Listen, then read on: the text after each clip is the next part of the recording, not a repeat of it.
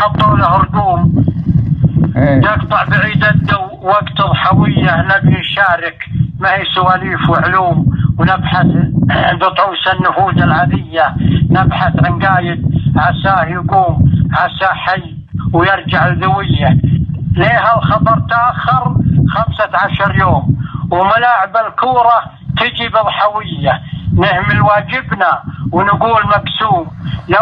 لو انتبهنا زين ما حس النية، ما صار لنا ما صار وسواليف وعلوم. انا اشغل فكري صوت عنزية، يلا ترجع له جنينه اليوم. وانا طلب يا رب تخلف علي، ليت جزاء بلغ قبل 15 يوم يفزع ويرده بوقت ضحوية، حيث السنافي طايل الباع شغموم وغيره رجال بالواجب قوية. فزع العبد الله ما هو حكي وعلوم، عبد الله جابه وسلمه الذوية، وخويها اللي مات عساه مرحوم.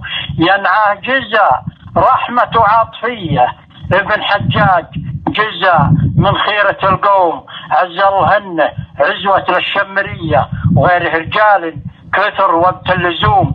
مثل نايف اللي تبرع الخوية ابن سحيم، ما هي سواليف وعلوم.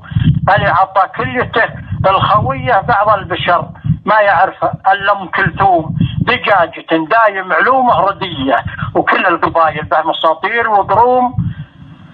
عذر من الطيب لا يزعل علي، احد يخطيني ويقول انت ما انت ملزوم، واحد يقول اقديت بل 100 بعض البشر عن نية الخير ما محروم، ما يعرف الواجب وخبيث النية. وين الطيران اللي بالجو يحوم؟ وين الدفاع وين كل العسكرية؟ أصبح واجبنا بس أكل ونوم. والله لقول الحق وأنا ما علي، بعض البشر حاضر وهو شبه معدوم، ميت قلبه ولا مع غيرية، حساه ولمثله حساه ما يقوم، لا نافع نفسه ولا بحمية. الأبيات هذه صح لسانك أبو ثامر.